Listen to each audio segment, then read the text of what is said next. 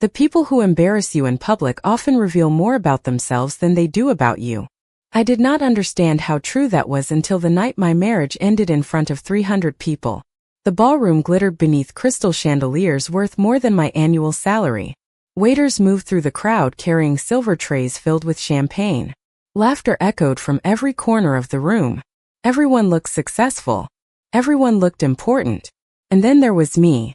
My name is Emily Carter. I was 32 years old and worked as an elementary school teacher. My husband, Ryan Carter, was the reason everyone had gathered that evening. His company had just secured a major business deal. The celebration was extravagant, exactly the kind of event Ryan loved. Expensive suits, expensive watches, expensive people. I stood beside him wearing a navy blue dress I had bought 3 years earlier because I could not justify spending money on a new one. Ryan had noticed. He always noticed things like that. At first, the evening felt normal. We smiled for photographs. We greeted guests. We listened to endless congratulations. But something in Ryan's mood felt different. Sharper. As though he had been waiting for something. Waiting for a moment.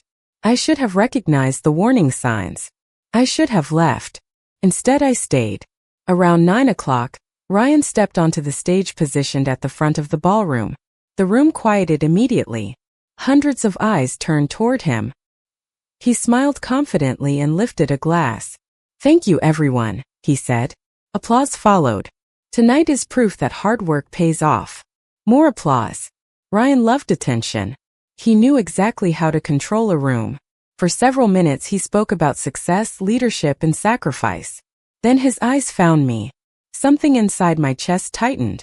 "You know," he continued, "people always ask whether success requires support at home." A few guests laughed softly. Ryan smiled. "I suppose it depends on the support."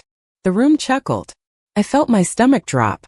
"Some spouses inspire greatness," he said. "Others simply watch it happen." More laughter. My hands tightened around my champagne glass. He was talking about me. Everyone knew it. Ryan continued smiling. "Emily has always been a wonderful person." The way he said it felt wrong. Like an insult disguised as praise. "She teaches second grade." Which is admirable. Several people nodded politely. Of course, it does not exactly pay the bills. The laughter grew louder this time. Heat rushed into my face. I wanted the floor to open beneath me. I wanted the room to disappear. Ryan was not finished. While some of us build companies, others spend their days teaching multiplication tables. A few people exchanged uncomfortable looks. Others laughed because everyone else was laughing. My fingers trembled. Every year of our marriage flashed through my mind. Every sacrifice. Every compromise. Every time I supported his ambitions while ignoring my own. Ryan raised his glass again. But every successful man needs someone willing to stay comfortably average. The room erupted with laughter. Real laughter. Loud laughter. My heart shattered quietly beneath it. I looked around the ballroom. Hundreds of faces. Some embarrassed. Some amused. Most simply relieved that the joke was not about them.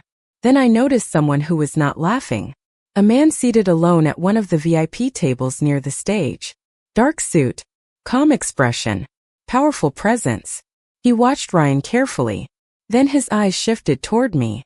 Vincent Moretti. Even I knew who he was. Everyone in New York knew his name. Yet at that moment he was not watching the crowd. He was watching me. I set my untouched champagne glass onto a nearby table. Ryan was still speaking. People were still laughing. But I had stopped listening. Without saying a word, I turned and walked toward the exit. The ballroom doors opened before me. Cold night air rushed against my face. Behind me, the celebration continued. Ahead of me, darkness stretched across the city. I thought I was leaving behind the worst night of my life. I had no idea someone inside that ballroom had just decided to remember my face. The elevator ride to the lobby felt longer than it should have. Every second replayed the same moment inside my head. The laughter. Ryan's smile. The sound of crystal glasses clinking while my dignity shattered in front of strangers. When the doors opened, cold air rushed through the entrance as I stepped outside. Manhattan stretched around me in a blur of headlights and reflections. I kept walking. I did not know where I was going. I only knew I could not go home. Not yet. My phone vibrated 3 times. Ryan. I ignored it. A 4th call followed. Then a 5th. Finally a text appeared. You embarrassed me by leaving. I stared at the message beneath a street lamp. For a moment I almost laughed. Embarrassed him. Not the woman he had humiliated in front of hundreds of people. Himself. I slipped the phone back into my purse and continued walking. Several blocks later, I found a small park overlooking the river. Most of the benches sat empty. The city lights shimmered across the dark water. I lowered myself onto a bench and finally allowed myself to breathe. Tears threatened to appear, but they never came. Strangely, I felt calm. Hurt. Humiliated. Exhausted. But calm. Because somewhere deep inside, a truth had become impossible to ignore. Ryan had not changed that night. He had simply stopped hiding who he was. Across the city, the celebration continued inside the ballroom. Guests returned to conversations. Music resumed. Yet one person remained distracted. Vincent Moretti sat quietly at his table, watching the closed doors where I had disappeared. He barely touched the drink in front of him. Around him, powerful executives discussed investments and contracts. None of it held his attention. A trusted associate approached his table. Everything all right? Vincent's eyes remained fixed on the exit. Who was she? The associate followed his gaze. The woman who left? Vincent nodded once.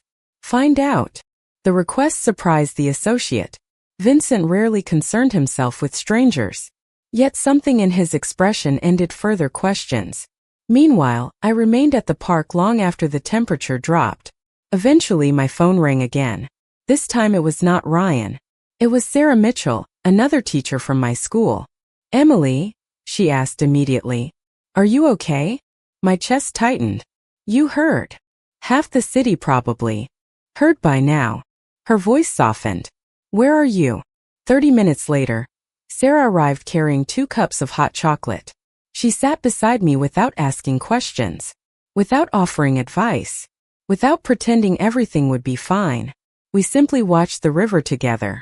Sometimes the best kind of friendship sounds like silence. You know, Sarah finally said, those children at school absolutely adore you. I smiled weakly. That does not exactly help tonight. Maybe not. She handed me a cup. But it says more about you than Ryan ever could. Her words stayed with me. Around midnight, I finally returned home. The apartment was dark except for the kitchen light. Ryan stood waiting near the counter. His expensive suit jacket hung over a chair. The moment I stepped inside, he shook his head. Do you have any idea how foolish you made me look? I stared at him. For the first time in years, I felt something shifting. Not anger. Not sadness. Clarity. Ryan expected an argument, an apology, a defense. Instead, I simply walked past him toward the bedroom. Behind me, his voice grew louder. I never turned around, because for the first time I realized the most powerful response was not fighting back. It was refusing to play the game at all. And somewhere else in the city, a powerful man had just received the first report about the woman everyone else had underestimated. Monday morning arrived with gray skies and steady rain. I welcomed both. Rain gave people an excuse to look down. It made the world quieter. After everything that happened 2 nights earlier, quiet felt like a gift. The hallways of Lincoln Elementary buzzed with the familiar sounds of children arriving for class. Backpacks bounced against lockers. Sneakers squeaked across polished floors. Teachers carried stacks of papers and oversized coffee cups. Life moved forward exactly as it always did. I was grateful for that. Children rarely cared about social humiliation or corporate success. They cared about spelling tests, missing crayons, and whether someone would sit beside them at lunch. In many ways, they understood what truly mattered better than adults ever did. By 10 o'clock, I had almost convinced myself the weekend was behind me.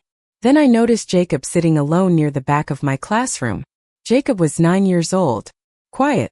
Thoughtful. The kind of student who apologized when someone else bumped into him. That morning something seemed wrong. During reading time, he stared out the window instead of opening his book. During math, he barely touched his worksheet. When recess arrived, I gently asked him to stay behind for a moment.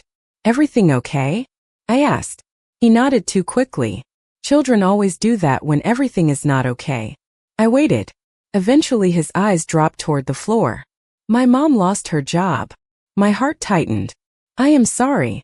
He shrugged, trying to act stronger than a 9-year-old should have to be. It is okay.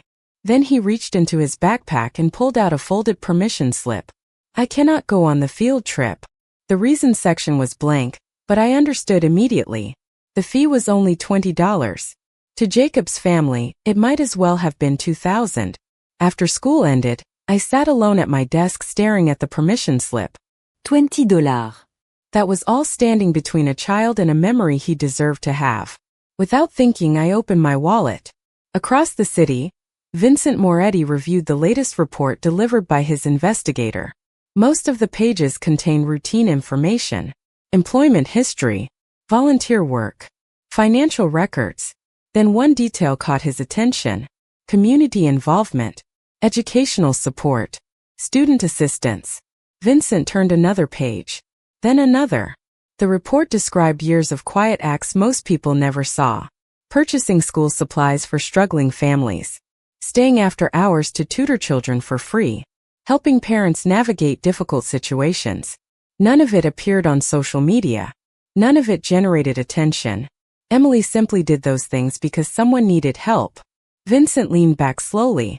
Interesting, he said. Later that afternoon, rain continued falling across Manhattan. I stopped at a small grocery store on my way home. My budget remained tight. Ryan and I shared a house, but lately it felt more like two strangers occupying the same address. As I left the store carrying 2 small bags, I noticed a man sitting beneath an awning across the street. He looked cold, tired, forgotten. Most people hurried past him without making eye contact. For a moment I almost did the same. Then I stopped. I crossed the street and handed him the sandwich I had planned to eat for dinner. His eyes widened. "Thank you," he said quietly. I smiled and wished him a good evening. That was all. A simple moment. One person helping another. Yet neither of us noticed the black sedan parked half a block away. Inside, Vincent watched through rain-speckled glass. He had come to verify the report with his own eyes. What he saw was not a woman chasing attention. It was a woman giving away the little she had when nobody was watching. And for the first time since the ballroom incident, Vincent stopped wondering why he remembered my face. Instead, he began wondering why everyone else had failed to see my worth. The report should have been ordinary. Vincent expected a few pages confirming what he had already seen. A schoolteacher. A difficult marriage. A woman trying to make the best of a disappointing situation. Instead, the file kept growing. Every page revealed another story. Another person Emily Carter had quietly helped. Another act of kindness nobody had noticed. Vincent sat alone in his office overlooking Manhattan while evening sunlight faded behind the skyline. He turned another page.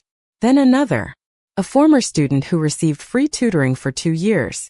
A single mother who found emergency childcare because Emily organized volunteers at the school.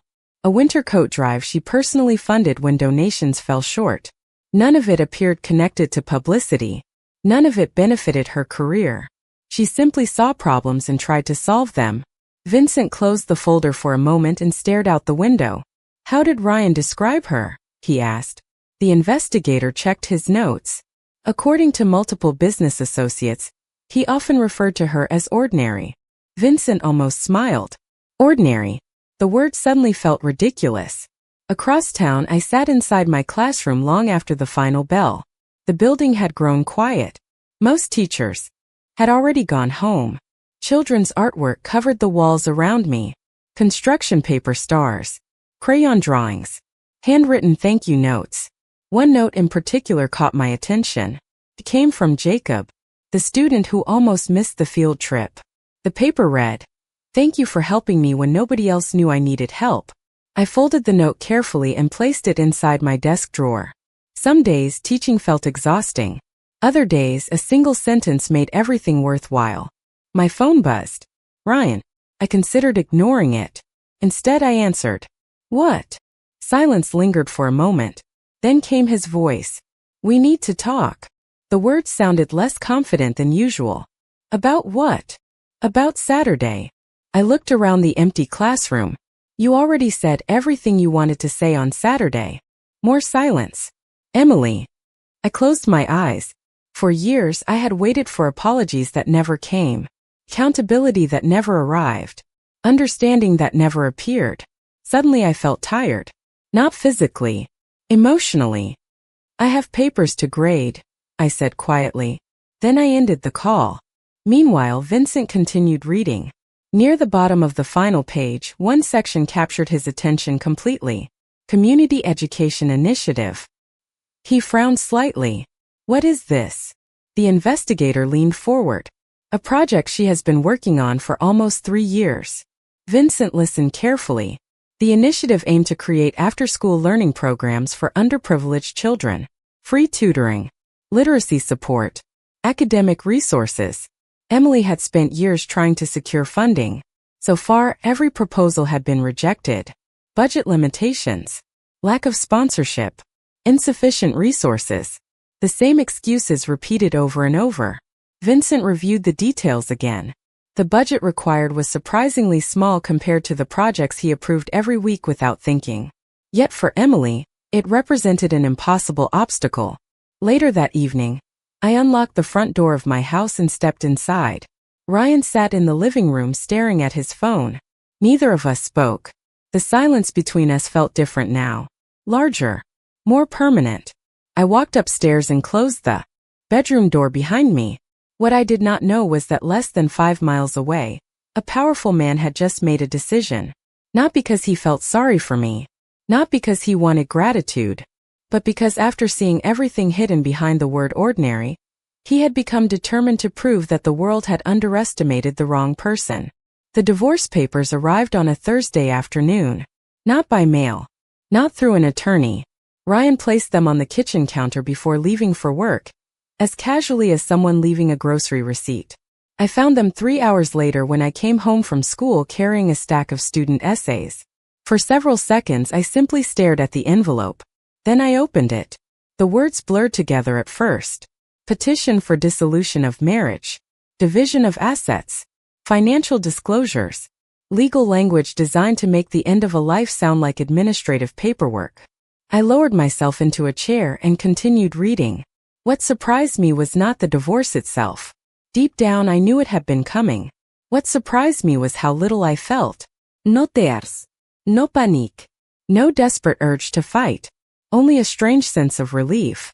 Like standing beneath a storm for years and finally seeing sunlight through the clouds.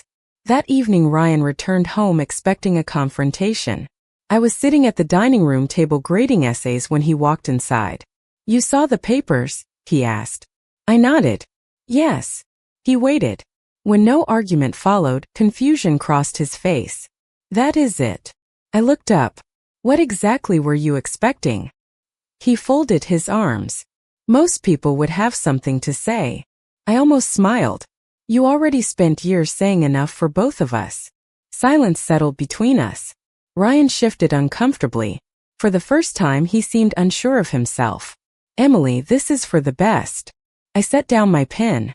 Maybe it is. His expression changed immediately. He had prepared for anger. Prepared for tears. Prepared for negotiation. He had not prepared for agreement. Later that night, after Ryan went upstairs, I remained alone in the kitchen. The house felt different. Lighter somehow.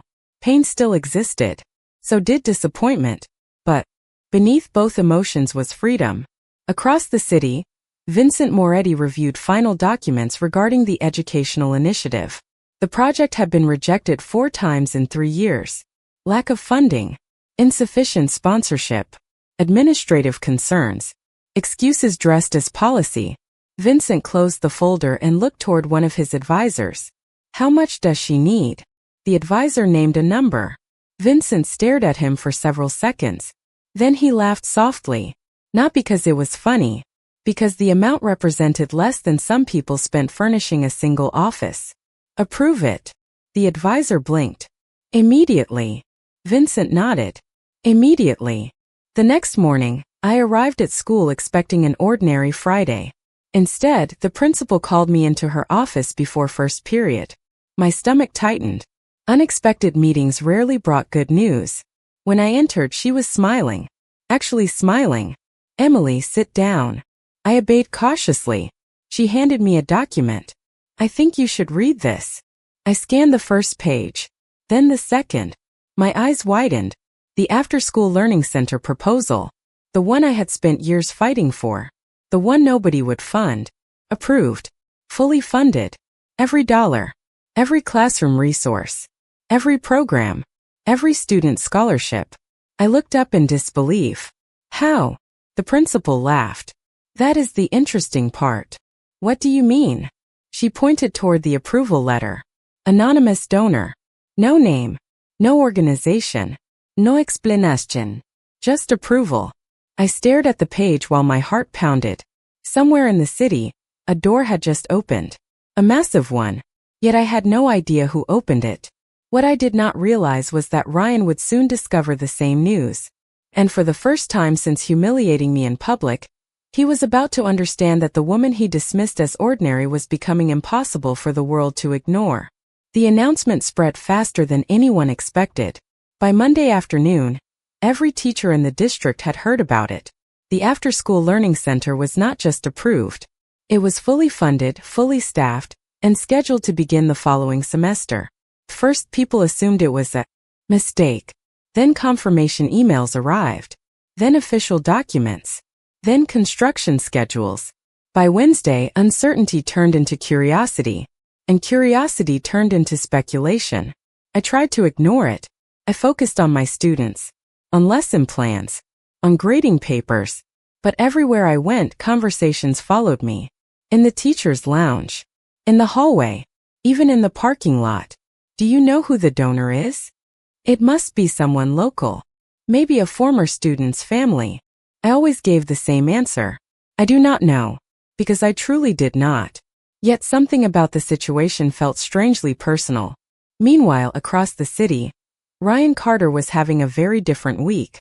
The same man who once stood on a ballroom stage laughing at me now sat inside his office staring at financial reports that no longer made sense. The company accounts were suddenly under review. Several private contracts had been paused. A major partnership had quietly withdrawn. No explanations were given. Only consequences. His assistant entered cautiously. "There is something else you should see." Ryan barely looked up. "What now?" She placed a printed article on his desk. "Community Education Initiative receives full funding from anonymous donor." Ryan read the headline once. Then again. His expression tightened. "This is related to Emily Carter?" The assistant hesitated. "It appears so." Silence filled the room. For the first time, Ryan looked uncertain. "Who would fund something like that?" he muttered. Across town, Vincent stood in the same office where everything had begun weeks earlier. The city skyline stretched endlessly behind him. His advisor stood nearby holding updated reports. "The program launch is on track," the advisor said. Vincent nodded. "Good." The advisor studied him carefully. "You realize people will start asking questions." Vincent turned slightly. "Let them ask." The calm in his voice ended the discussion. Later that evening, I received an unexpected call from the school principal.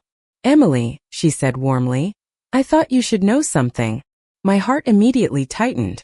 "What happened?" "We are expanding the program earlier than expected." I paused. "Earlier?" "Yes. Additional funding arrived this morning. Enough to hire more teachers and increase enrollment." I sat down slowly. "More funding?" "Significant funding." She hesitated. "Honestly, I have never seen anything like it." After the call ended, I remained seated in silence. The apartment was quiet. Too quiet. My thoughts drifted back to the approval letter. Anonymous donor. No name. No explanation. Someone out there had decided my work mattered enough to invest in it.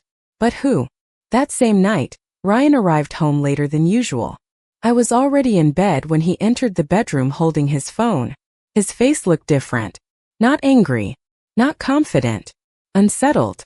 "Did you know about this?" he asked immediately. I sat up slightly. "Know about what?" He showed me his screen. "The article. The funding. The initiative." I read it quietly. then looked at him. No. Ryan watched me carefully. So you are telling me you have no idea who is doing this? I shook my head. No. For the first time, he did not look satisfied with my answer. He looked uneasy, like the ground beneath him was no longer stable. I lay back down, but sleep did not come easily. Because somewhere deep down, I had begun to suspect that my life was no longer unfolding randomly. Someone was shaping it, guiding it, quietly moving pieces into place. And I still did not know whether that person was protecting me or preparing me for something I had not yet seen coming. By the time the week reached its midpoint, the situation had changed in ways no one could fully explain. What began as a single anonymous act of funding had grown into something larger. Teachers in neighboring schools began asking questions. District officials started reviewing budgets they had ignored for years. Suddenly, the idea of an after-school learning center was not just a small initiative. It had become a model others wanted to understand. I still did not know how to process any of it. Every time I walked through the school hallways, I felt the same quiet confusion. Children were happier. Teachers were hopeful. Resources were arriving faster than anyone could catalog them. Yet every improvement carried the same unanswered question. Who was responsible? At home, things with Ryan grew increasingly tense. He was no longer confident when speaking about the situation. Instead, he watched the news, read articles, and made silent calculations I could see but not fully understand. One evening, as I prepared lesson materials at the kitchen table, he finally spoke without looking at me. "This is not random," he said. I paused. "What is not random?" He gestured toward his phone. "All of it. The funding. The expansion. The attention." I closed a folder slowly. "Then what do you think it is?" Ryan leaned back in his chair. For the first time since I had known him, he seemed uncertain about his own assumptions. "Someone is targeting you," he said. The words made no sense at first. "Targeting me?" I repeated. He nodded. "Or supporting you. Either way, it is deliberate." I did not respond. The idea felt too large for my life. I was a teacher. I graded spelling tests and organized school supplies. Nothing about my existence warranted attention from powerful strangers. Yet the evidence continued to grow. Meanwhile, across the city, Vincent sat in his private office reviewing updates from multiple sources. The initiative had expanded beyond expectations. More schools were requesting involvement. Local organizations were volunteering resources. Even private donors had begun contributing after hearing about the program. Vincent listened quietly as his advisor explained the latest developments. "Public interest is increasing," the advisor said. "People want to know who started it." Vincent remained still. "And," the advisor hesitated, "they are starting to connect it to you." A long silence followed. Vincent turned slightly toward the window. Outside, Manhattan glowed beneath a late evening sky. "Let them connect whatever they want," he said calmly. The advisor studied him. "You are not concerned about exposure?" Vincent's expression did not change. "No." That single word ended the conversation. The next morning, I arrived at school earlier than usual. A group of parents was already gathered outside the entrance. They were not angry. They were excited. Talking. Smiling. Asking questions about enrollment and opportunities. One of them approached me directly. "You are Emily Carter, right?" I nodded cautiously. "We just wanted to thank you," she said. I blinked. "Thank me?" She smiled. "For everything you are building here." My son has never been this excited about school before. I did not know how to respond. I had not built anything alone. I had only tried to help where I could. But as the day continued, more parents arrived. More conversations followed. By lunchtime, the school felt different. Lighter. More alive. That afternoon, Ryan called me again. I almost did not answer. But I did. "We need to talk in person," he said immediately. His voice carried something unfamiliar. Not arrogance. Not control. Something closer to concern. "About what?" I asked. A pause followed. "About who you have become involved with." I frowned. "I am not involved with anyone." Another pause. "That is not what people are saying anymore." Before I could respond, he continued. "Emily, I think you are in more danger than you realize. I sat in silence after the call ended. Danger. It was a word that did not belong in my world. Yet as I looked around my classroom filled with children's laughter and new supplies, I could not ignore the growing sense that my life had shifted into something far beyond what I understood. And somewhere out there, the man who had been watching everything unfold had just decided it was time to step closer. The warning Ryan gave me did not leave my mind easily. Danger was not a word I associated with my life, yet it echoed in my thoughts throughout the entire school day. Children laughed in the hallway, teachers discussed lesson plans, and parents continued sending messages of gratitude. But beneath all of it I felt an unfamiliar tension building, as if something large and unseen had begun circling closer. By afternoon, I noticed small changes that made no logical sense on their own but felt connected in a way I could not explain. A delivery arrived at the school office containing new books for our reading program.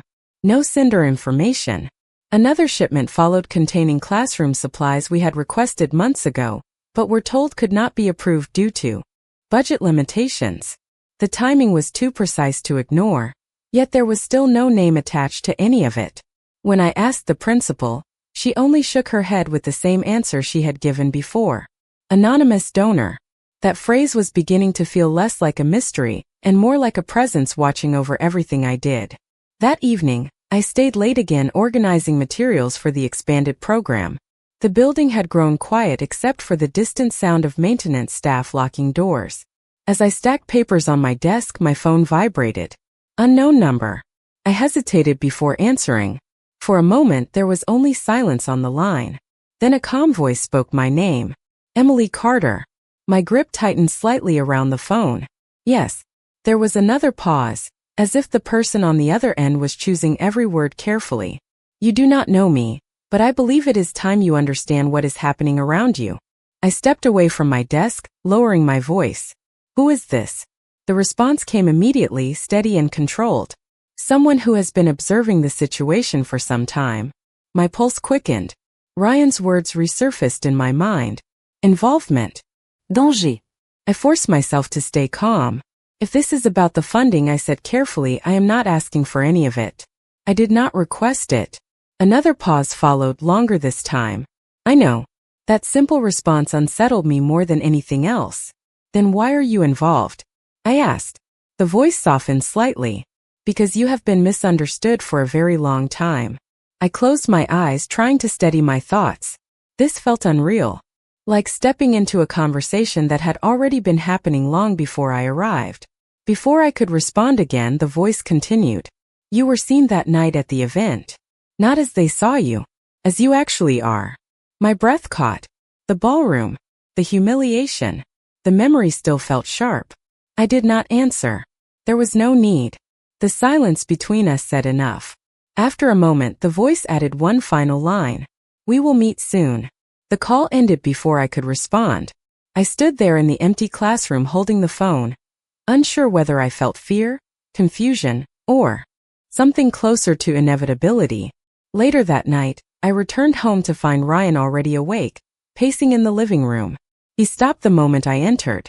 You answered unknown calls, he said immediately. I did not respond. He studied my face carefully. Emily, this is not something you should ignore. I placed my bag down slowly. Then tell me what I should do. Ryan opened his mouth, then closed it again. For the first time, he had no clear direction for me. Across the city, Vincent stood alone in his office once more, looking out over the skyline.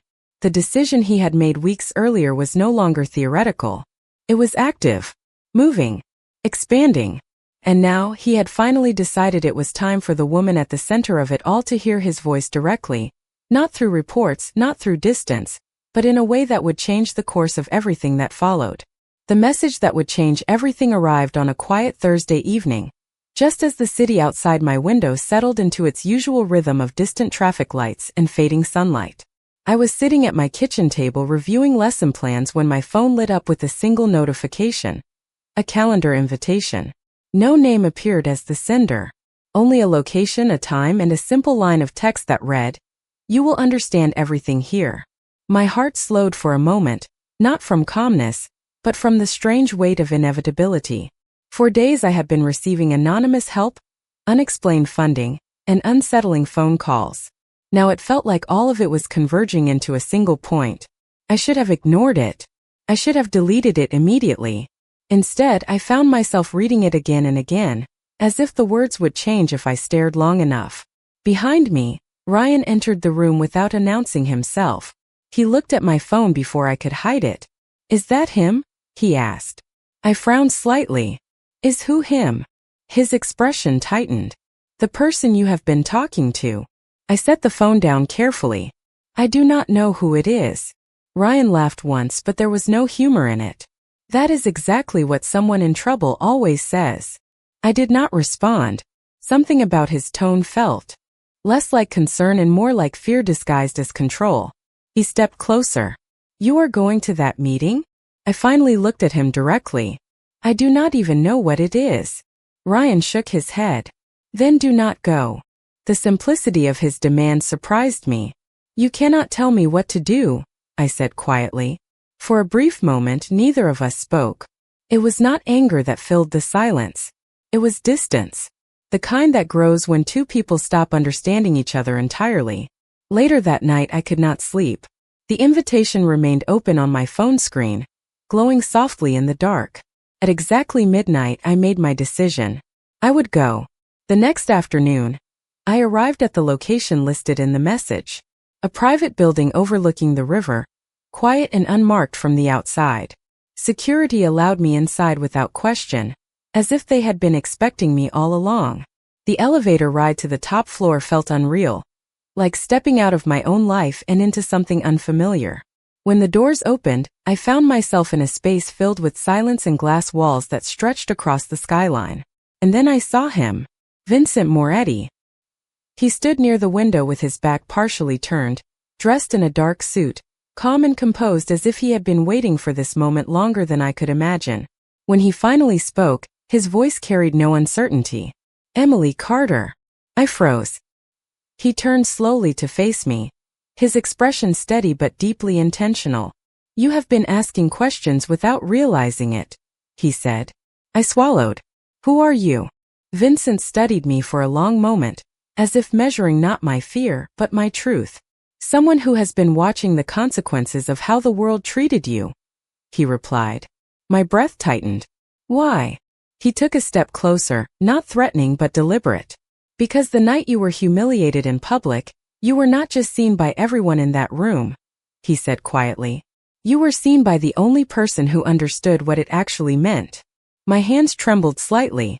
"And what does that mean?" I asked. Vincent's gaze held steady.